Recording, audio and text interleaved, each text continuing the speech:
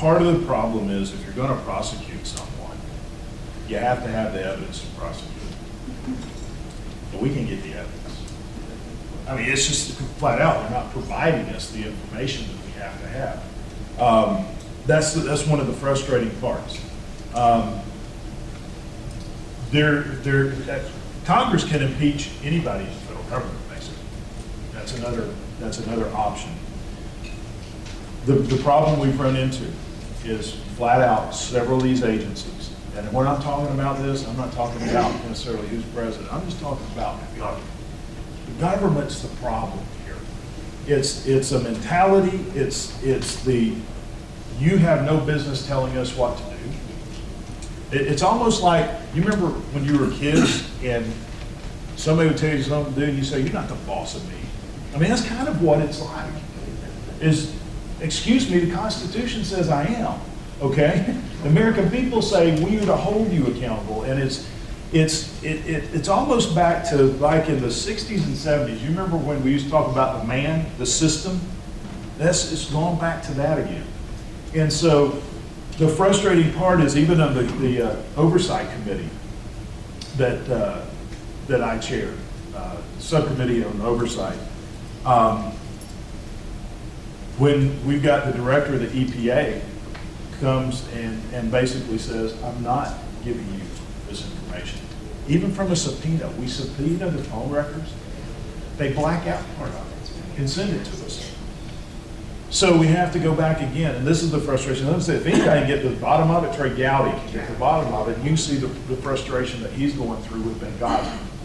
So I don't have a good answer other than you can't send somebody to jail because they're presumed innocent.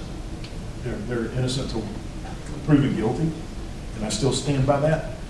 But it's getting the evidence. And part of the issue is you wonder why they're not giving you the evidence. Now, sometimes there's evidence that has to deal with a national security issue. So that's national security. Well, you know what? We have top secret, higher than top secret briefing rooms that being on the Committee on Homeland Security twice a week, at least twice a week, I'm in those rooms getting briefed on national security issues.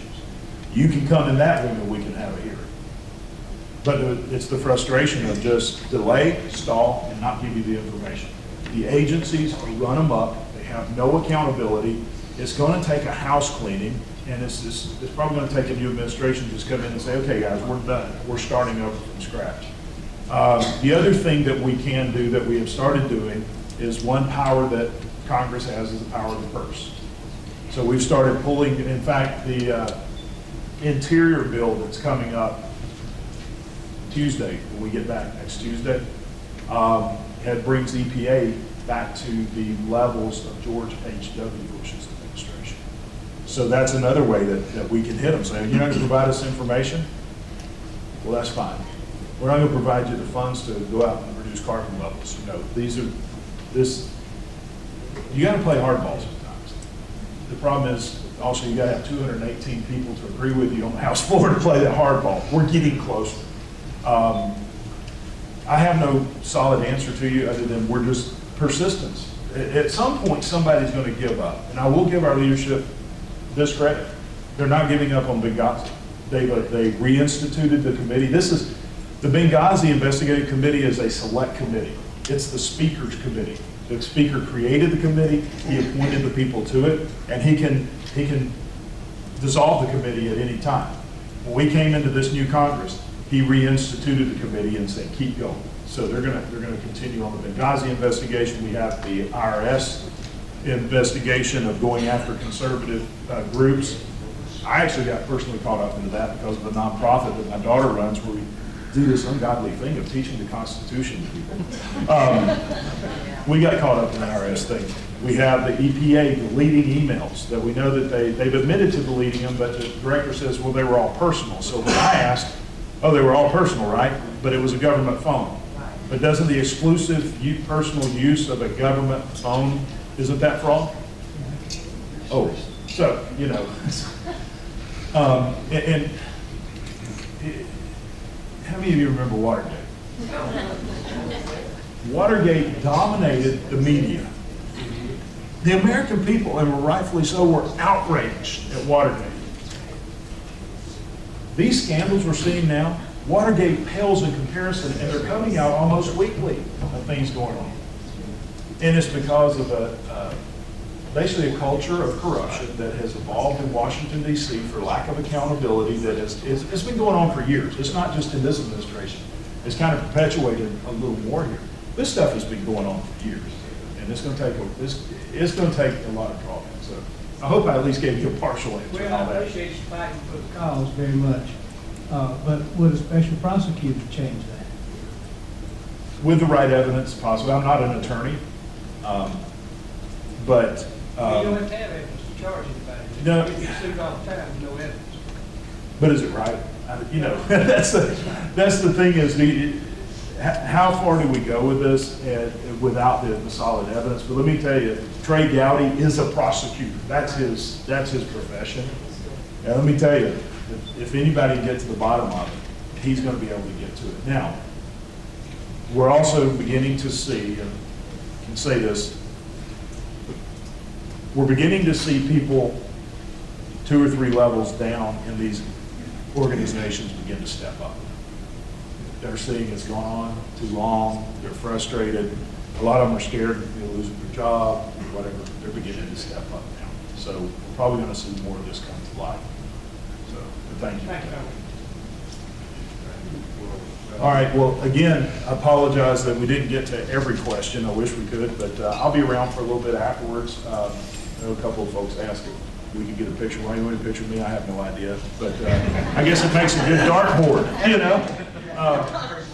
But if you have constituent issues, you can see Crystal. She's going to be in the back here. She has a table back here. She'll be in the lobby there.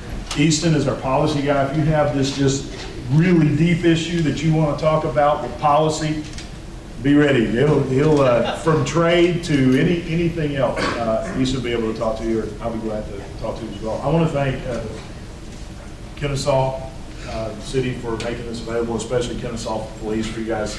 We really appreciate what you do. Yeah.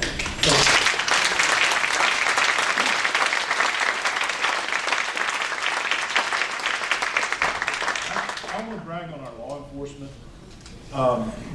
Being on the Committee on Homeland Security has given me a new appreciation for these guys, because you hear a lot of the Department of Homeland Security, the FBI, that they're going after the threats, terrorist threats, and there are many. We're under one right now.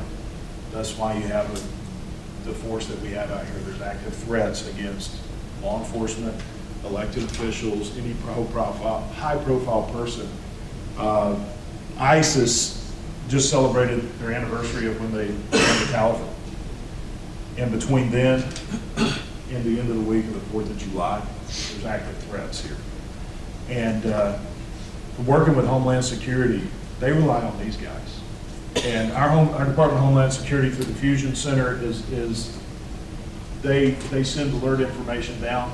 And a lot of times, because of the national security level, it could be information that if we reveal certain aspects of it, would reveal where we got the intelligence that this was taking place.